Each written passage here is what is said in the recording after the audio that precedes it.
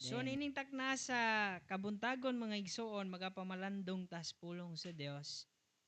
Salamat kayo sa inyong mga effort sa prayer, sa kusog, sa inyohang salapi, no, sa pangmerienda. Lami jud kay marabaho na merienda, no? Okay, pag-ana nimo pag-ingon na wa pa ilas tres ba? Oh, ting ting ting ting ting. Ganahan kay ka. Oh, salamat sa Dios sa tanan. Naging kabahin niini o given pa man sa atong igsuon dinhi or gitawag tag-iya nini nga dapit, no, sa ato ang girintahan ug sa tanan nga na dinhi nga nakatabang pud sa tuwa. Salamat kayo. Og ning takna mga igsuon magapamalandong tas pulong sa Dios makita dia sa Ecclesiastes, in the book of Ecclesiastes chapter 3 verse 1. Ang pulong si Ginoo nagaingon, to everything there is a season and a time to every purpose under the heaven. Let us pray. Heavenly Father, thank the Lord God this morning. Salamat sa pagpukaw ka namo. Salamat o Dios sa paghigugma ka namo. Bisan mabati namo sahay nga di kami takos ug dili angayan. Tungod sa mga kakulangon, kapakyasan nga among mabuhat nga na kanimo. Pananiya kami o Dios sa gapaubos sa mong kaugalingon. O Dios, ikaw maghahatag og giya sa imong ubos nga alagad nga imong pagagamiton karon, magabatbat, magapaabot sa mensahe nga buot mong ipaabot kanamo o Dios. Ikaw magapanalangin niini nga imong pulong dili mahimong kawang, kung dili magapabilin sa among kasing-kasing ug sa among hunahuna. Andamon mo ang matag usa. O God, wala mi mahimo kung wala ikaw. Busa kining tanan among ginaampo, ginapasalamatan. In Jesus' powerful name we pray. Amen. Life is marked by seasons. Ang kinabuhi adun nagyoy managlahi nga panahon. Ngani kung basahon nimong Ecclesiastes chapter 3, to everything there is a season and a time to every purpose under the heaven. A time to be born, a time to die, a time to plant, and a time to pluck, which is planted, pluck out, which is planted. A time of joy, a time of sorrow, a time of tears, a time of joy or marrying, mga igsoon. Ang tanang butang ibabaw sa yuta, ilalom sa langit, adunay kapanahunan. And then ang Bible nagahisgot sa Romans chapter 8:28. For all things work together for good to them that love God and to them who are the called according to His purpose. Sa matag butang o sa matag panahon, ang Dios adunay katuyuan. Ang Dios adunay purpose. Some seasons bring joy, growth, and abundance. Aduna po'y panahon takna sa atong kinabuhi nga magdala kini og kalipay, magdala kini og pagtubo, og magdala kini og abundansya sa kinabuhi sa tao. Pero kay dili lang man kini ang panahon o takna nga mahitabo diha sa kinabuhi sa tao, muagi pud ang tao usahay og kagutom, usahay diha sa pagbangutan, og usahay diha igsoon sa kapitos sa kinabuhi. There is a season for everything. Other brings also trials, waiting, and uncertainty. Aduna po'y mga takna nga moabot sa kinabuhi sa tao nga adunay pagsulay. Og aduna po'y panahon diha sa pagpaabot og minsan sa kinabuhi sa tao adunay panahon nga murag sa imong panan-aw walay kasiguruhan.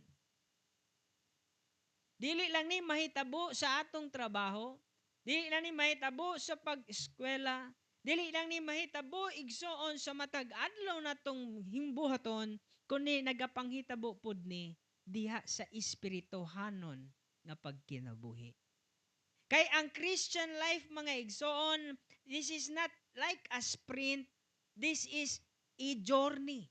Unsa ning sprint, nidagan ka og kusog kaayo, unya wa na kanipa dayon sa unahan kay gikapoy kapoy kay na kanang kaliter ka mudagan ya muhunong ka. Christian life is a journey. Usa kini igsuon kapag lakbay, pagbiyahe kung sa simple yano nga kahulugan. Naata sa journey ingon ang Bible diin kini nga journey daghan tag malabyan. Kung mobiyahe ka sa usa ka lugar nga imong padulnganan, daghan kag malabyan sa dalan. Sa Christian life daghan tag malabyan. Nalabyan na nato mga igsoon dito sa Pangi. Diin nagsugod ang Power Missionary Baptist Church. Niagi og pagsulay, niagi og pagtayog, niagi og daghan kaayo nga panghitabo. Tungod part kato tanan sa atong journey as a Christian life. Wala niingon ang Ginoo nga diha natakutob. Wala nagaingon ang Dios nga sa journey nato pag-abot sa unahan we are free mga igsoon nga muundang. Kay minsan adunay trials, adunay waiting. Before tani arrive dinhi nga dapit, gikan Pangi last December kung ako nasayop, pag-abot sa January nato ta sa Dapiton family, dinhi arrive ta dinhi. It took us 6 months. Liman muna nga waiting. Pero mga tao sa pag-abot ako ito, para pabot ako dahil ngayon na istorya ni Brother Dos anak ko, parang kailan lang. Okay. Parang kailan lang. Pag-abot na to dito sa Dapiton family, pag-abot pa lang ako dito, Pastor, kapi. Oh. Ako nang i-take opportunity magpasalamat sa Dapiton family. Salamat kayo sa inyong pagsabot o sa inyong kasing-kasing sa dawat sa buluhaton si Ginoo lalo na sa inyong balay. Kay wala man may balay nga dagko. So dito lang sa amin itong niagi. Salamat sa Dios. Atong kinabuhi usab journey ni siya. Og diha sa journey adunay season. Og adunay time. Pero ang tanan niini adunay purpose. Minsan lang sa Christian life nato, minsan gina-question nato ang purpose sa Dios. Dili man ta vocal kaayo nga mo question minsan sa plano sa Dios, but deep inside in our hearts, minsan ang tao naga-question sa time og season sa kinabuhi. Yet every season is under God's sovereign control. Moagi man ta mga igsoon og joy, growth, og even abundance, moagi man ta trials, waiting, and uncertainty. Yet, ingon igsoon, mahitungod sa Biblia, all season is under God's sovereign control.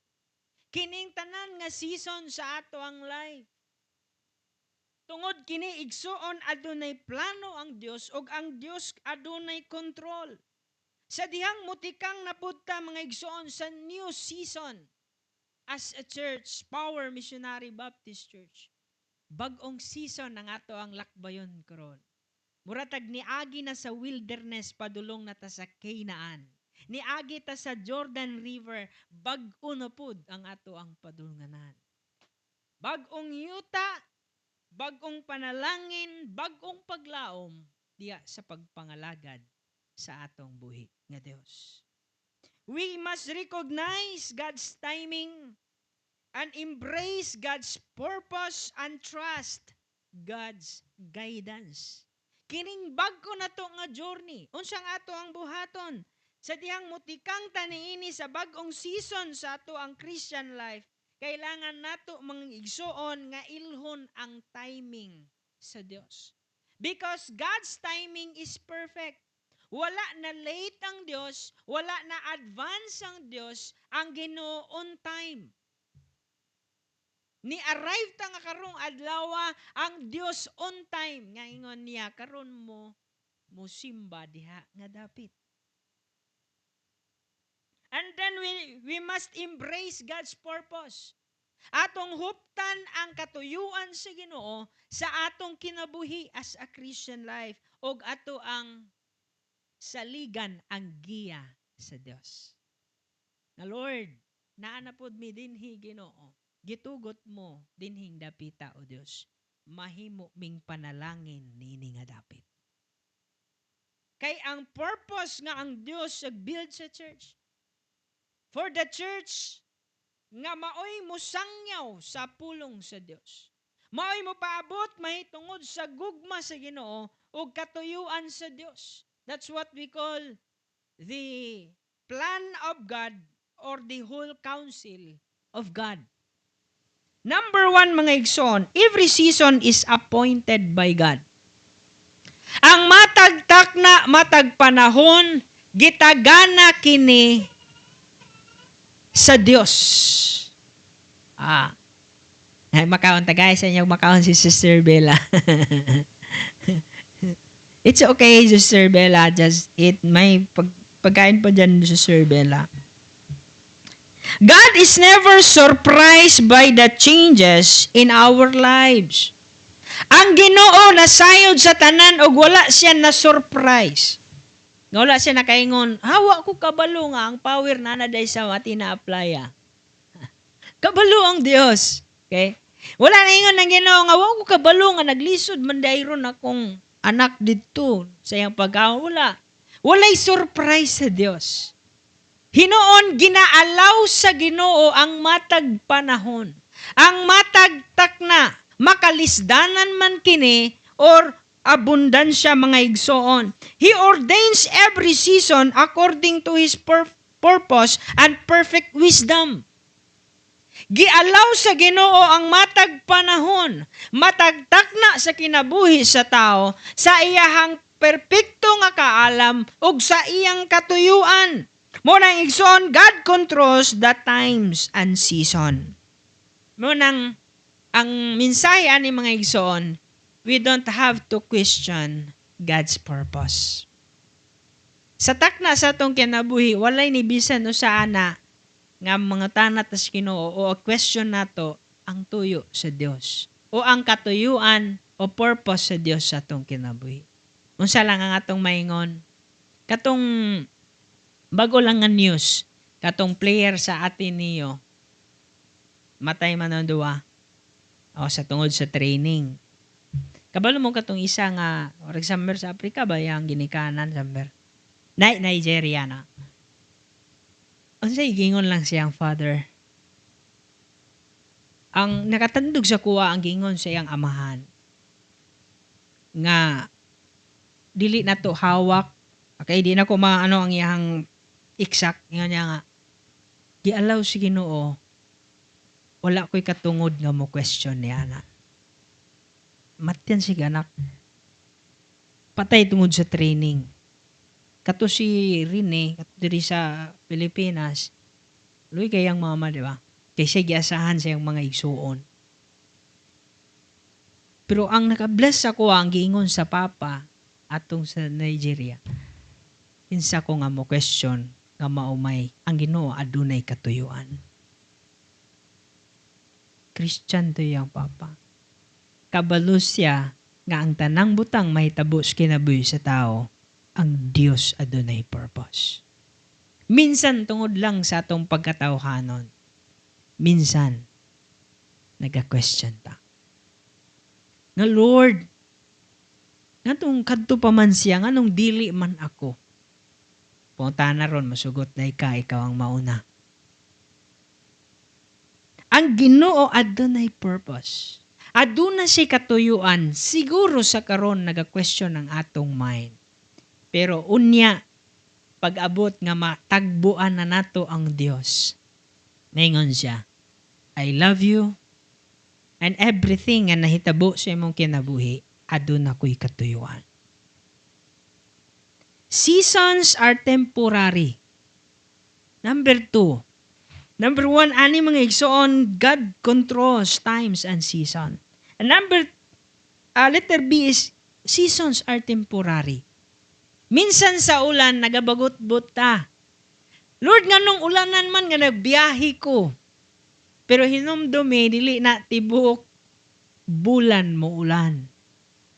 Ang imo lang magpaabot ka, kanusa mo undang ang ulan.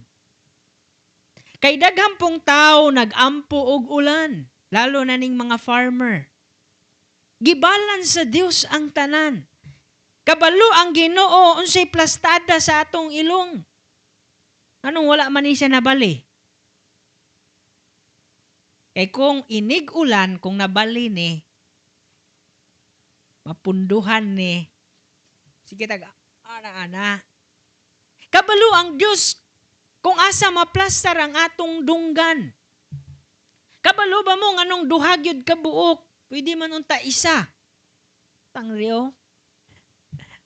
Asa ka, no? Nganong duha? Ginatudluan ta sa Dios that in everything, mga ison, every time, nga makadungog tag istorya, dunggon nato ang both sides. Di ta one-sided ba? Gitudluan ta sa Dios, sana. Nganong duha ka buok ang imong mata? Kung isa, kapoy kay sight, pastor. Adunay purpose ang Dios anang tanan. Eh kung diri ang imong kamot, ay imong mata, lisod na. Nigana na ni mo diri, nag-share ka. Lisod na, pastor. Dagan. Diba? Dagan kayo nga itabo, even sa ato ang life. Nga ang Diyos mo'y ni-plaster, ang Diyos mo'y nag-appoint, o ang Diyos at dunay katuyuan. That's why mga igsoon, God is in control and seasons in life are temporary. Difficult seasons do not last forever. Ba? Anang masakitan kas mong dughan, utong lang, kay mulabay lang na. Agi kag kapobrehon, utong lang paningkamot, kay mulabay ra gyud na. Agi ka og pagsulay, gitamay ka, uunsa man. Daghin istorya nga gabatok nimo. Dagang mga tao nga against nimo nga unta gibuhat nimo kabubuton sa Dios, ipalabay lang. Nay mga tao nga magdumot nimo nga bisan wala kay gihimong dautan, ipalabay lang, pailob sa kinabuhi.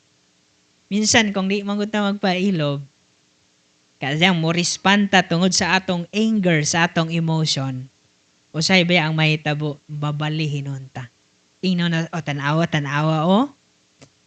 pero ni-respond lang ka.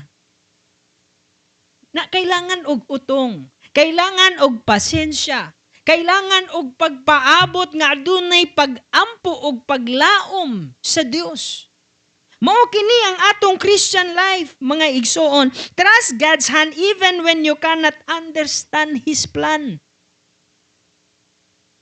Saligan nato, mga igsoon, ang Dios, saligan nato nga mas labaw ang iyang purpose, mas labaw ang iyang katuyuan kaysa ato ang katuyuan. Kay ang katuyuan sa tao minsan dili katuyuan sa Dios. Number 2, every season has a divine purpose. Dili lang ni purpose sa diya sa tawhanon, mga igsoon, sa paglambo nato, paghatag panalangin sa Dios nga kanato sa financial nga bahin or any area sa atong life, diha pod sa espirituhanon nga bahin. Adunay dako nga katuyuan ang Dios. God never waste a season. Wala na ingon nga nagsayang-sayang lang ang Ginoo sa matag season sa atong life. Every experience nato, mga igsoon, is part of His plan. Unsang purpose? To shape us. Hulmahon ta niya. Kay kung unsa ta karon, adunay dakong kalambigitan ng atong kagahapon. Pastor, mo nagbalak na. Pastor. Wala pa ko nagbalak. Mawali ko po magbalak ko. Hilig ko kuan. Writing. Ang matag panahon sa ato ang life, adunay purpose. Unsa niini ginahulmata sa Dios. O matingala ka, taas mo kong posisyon kaniadto, pastor, gibalik mo ko sa Ginoo sa dili na may noon mo na kong construction ni noon, pastor. Maybe ang Ginoo adunay purpose. Number 1, to make you humble. Minsan sa atong life, daghan na season. Ha? Ako, inani mong posisyon, pasilhigon ko ni mo diha. To make you humble in the sight of God. Para mahimo kang mapainobsanon ug mas mahimo pa kang mature sa Christian life. Muna mo agit tag season. Mo balod, mo tinaw, unsa man ang life. Ngano man, mo bagyo man, umaayo ang sinag sa adlaw, ulan o man pa. For you mga igsoon, to realize sa matag season adunay klase-klaseng plano sa Dios atong kinabuhi. Muna mga igsoon ko diha sa Dios, ang kanang season sa imong life mga kagahapon. Kining kagahapon magud nato, naay mga butang nga i-embrace nato. Aduna po yung mga butang nga ibilin nato. Seasons of testing mao ni ang mo build sa atong karakter. Kanang ginatesta, diha ma-build ang atong karakter. Testingan ta kung ang atong karakter, deepen na ba ang atong faith diha sa Dios? Na mga difficulties, mga igsoon, mutudlo pod kanato nga mahimong mo depende ta sa Dios og dili sa atong kaugalingon. And let there be, mga igsoon, seasons of growth prepare us for greater service. Aduna po yung mga takna nga ginatugutan sa Ginoo nga i-try ta ang katuyuan aron mo grow ta. And then naana po'y katuyuan ang Ginoo nganong mo grow ta kay naana po'y dakong responsibilidad nga ihatag sa Dios sa atoa. Mangutana ka, Pastor, nganong dagang kog blessing? Nganong ang akong pitaka, Pastor, mag-away naman ang 1,500?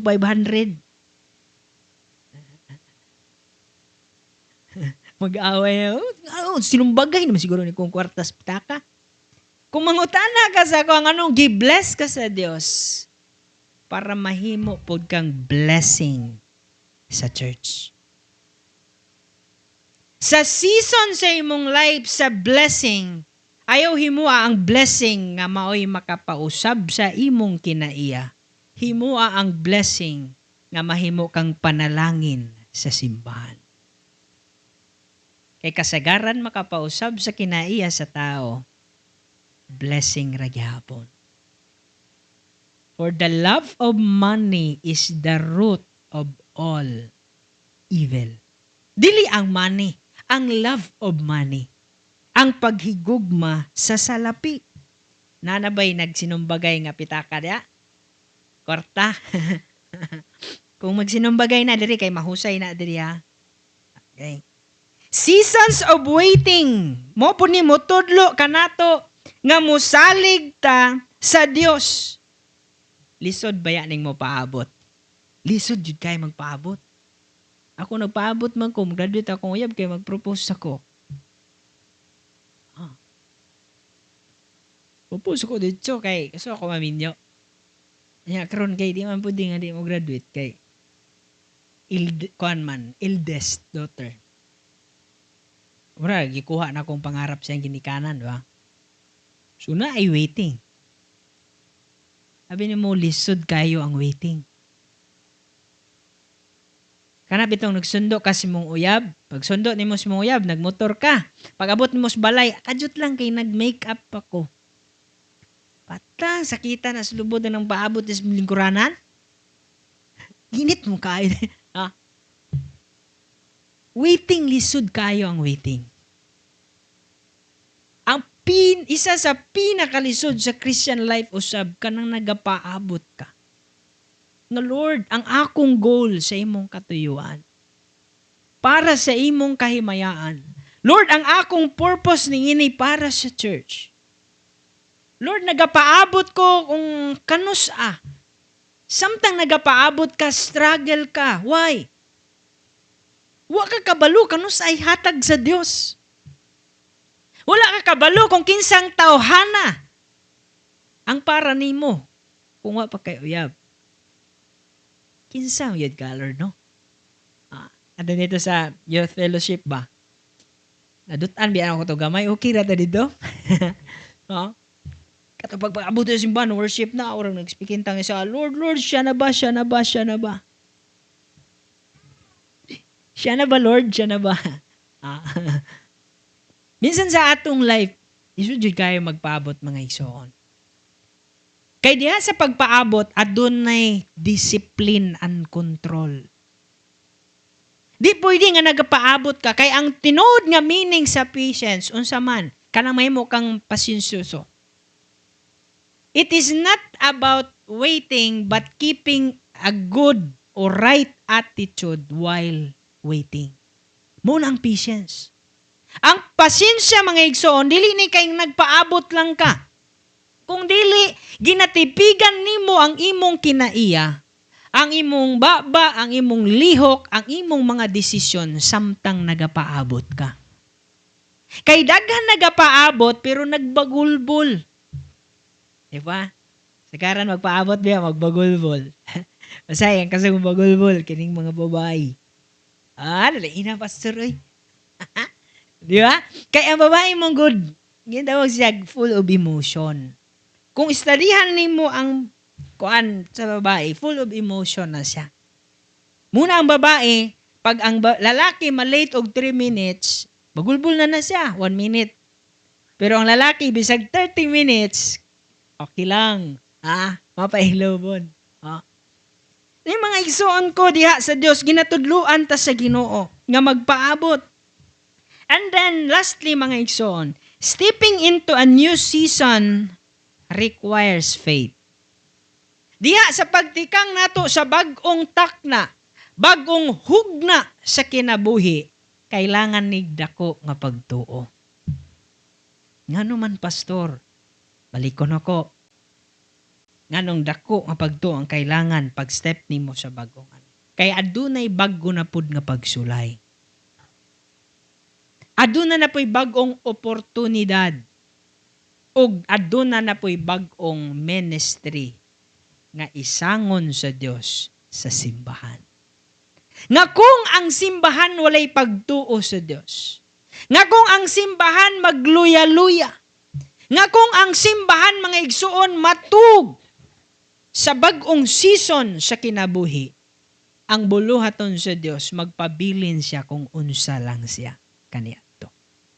It requires faith. Nganong requires faith? Kada bulan tang mo bayad. Karoon na natin. Di ka na. Alay, libod-libod Kay ang adlaw, padulong man, 1, 2, 3, 4, 5, padug 30. Di man siya 30 up to ano. So, musibog ang oras. Musibog ang adlaw, ang simana o ang bulan. Siya musibog siya, ang panginahanglanon sa simbahan, musibog usab. Kailangan ni og dako nga pagtuo. Unya mga igsoon diha sa new season, we must leave the past behind. Ang mga kasakit nato kaniadto, i-embrace nato karon ang bagong opportunity ug tugutan nato ang nilabay na. Okay. Jadi ang nagbulag mo, sagdain na to. Kay gitugutan niya nga magbulag mo, kay naapay mas deserving nimo sa unahan. Sa tawhanon nga bahin makita nato na. Kay anong nagbulag mo, tungod nakita sa Dios nga dili mo compatible, dili mo malipayon, wala ang purpose sa Dios, karon gitagaan ka sa Ginoo. I-embrace na. Kita mong tao nga kanang nana siya bagong asawa o bana o uyab, unya nagimahal gyapon niya iyang ex. Pangit, di ba? Ang atong mga nangagi, past na to nga failures, past na to nga mga sala, past na to nga mga kapakyasan, mga igsoon, ipabilin na to sa loyo, i-embrace na to kung unsa ang naa karon. Kay dili nimo ma-enjoy ang bagong panalangin sa Dios, ang bagong oportunidad o purpose sa Dios sa imong life kung magpabilin ka sa imong kagahapon. As we step mga igsoon sa new season sa ato ang life as a Christian, as Power Missionary Baptist Church, also we must embrace God's new work and move forward with courage. I-embrace nato ni Lord. Salamat sa bagong buluhaton. Bago na po akong silhiganan, Lord. Lord, bago na po ang ako ang tugtuganan. Bago na po, Lord, ang akong pulpit. Bago na po ang tanan, Lord. Thank you for this blessing. I-embrace nato. O ang every opportunity, tugutan nato, buhaton nato ato ang best. Mulabay man jud ta ining kalibutan. Pero may na lang sa diyang mulabay ta ning kalibutan. Moingon ang uban sa ato ang kinabuhi. Dito sa atong lungod, moingon siya. Thank you, Pastor, sa imong gibuhat. Thank you, brother, sister, sa imong gibuhat diya sa Dios. Kaysa simple natong ginahimo diya sa Ginoo, adunay daghan nga mapanalanginan. As we step, mga igsoon, as a Power Missionary Baptist Church, tugutan nato ang new season karon sa atong life. Embrace nato ang plano sa Ginoo. Biyaan nato atong kagahapon. Ang mga memories di na mawala, magpabilin sulod sa atong dughan. Pero kung mga failures man na kapakyasan, ibili na aron ma-enjoy nato ang bagong place, ang bagong plano, bagong tuyo sa Ginoo, o bagong oportunidad nga ihatag sa Dios kanato karon. Let us pray. Idoko atong ulo, yung atong mga mata. Heavenly Father, we thank the Lord ganing taknaa sa kabuntagon. Salamat sa imong pulong, Ginoo, nga among nadungog ug nasabtan karon.